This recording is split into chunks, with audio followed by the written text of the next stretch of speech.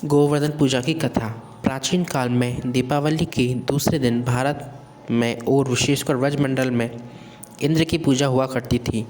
श्री कृष्ण ने कहा कि कार्तिक में इंद्र की पूजा का कोई लाभ नहीं, इसलिए हमें गौ के वंश की उन्नति के लिए पर्वत और वृक्षों की पूजा करते हुए न केवल उनकी रक्षा करने की प्रतिज्ञा करनी चाहिए, अपितु पर्वतों और भूमि पर घास पौधे लगाकर हमें वन का महोत्सव बनाना चाहिए। इसके सिवा हमें सदैव गोबर और ईश्वर के रूप में पूजा करते हुए उसे कदापि नहीं जलाना चाहिए। इसके अलावा खेतों में गोबर डालकर उस पर हल चलाते हुए अन्न औषधि उत्पन्न करनी चाहिए, क्योंकि ऐसा करने से हमारे सहित देश की उन्नति होगी।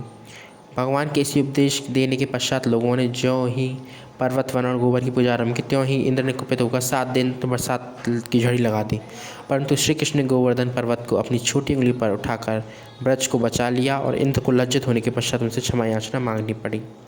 यह पौराणिक कथा के अनुसार तब से गोवर्धन की पूजा की जाने लगी एवं इस दिन स्त्रियां गोबर के भगवान बनाकर उसकी पूजा करती हैं।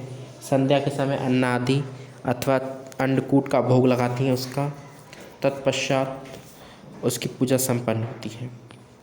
गोवर्धन के पीछे की कहानी जो है मेन वह यही है कि द्वापर में भगवान श्री कृष्ण ने पर्वत पर कई लीलाएँ की थी। इसी पर्वत को इंद्र का मान मर्दन करने के लिए अपनी छोटी उंगली पर उठाकर 3 दिनों तक उठाया रखा, 7 दिनों तक।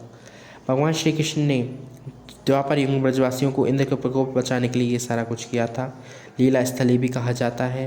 गोवर्धन पूजा का शुभ मुहूर्त है जो 6:43 से लेकर 8:43 तक रहेगा। आज के दिन यानी कि 14 नवंबर को गोवर्धन पूजा का त्यौहार मनाया जा रहा है। कि विधि क्या है? फूलों से गोवर्धन पर्वत सजाया जाता है। पूजा सामग्री में धूप, दीप, बतासे, रोली, अक्षत, खील, अन्नकूट आदि शामिल किए जाते हैं।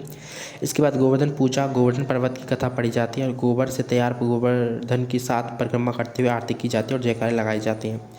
हमें गोवर्धन की पूजा क्यों करनी चाहिए? मान्यता है कि श्री कृष्ण ने देवों के राज का घमंड चूर किया था, इसलिए करनी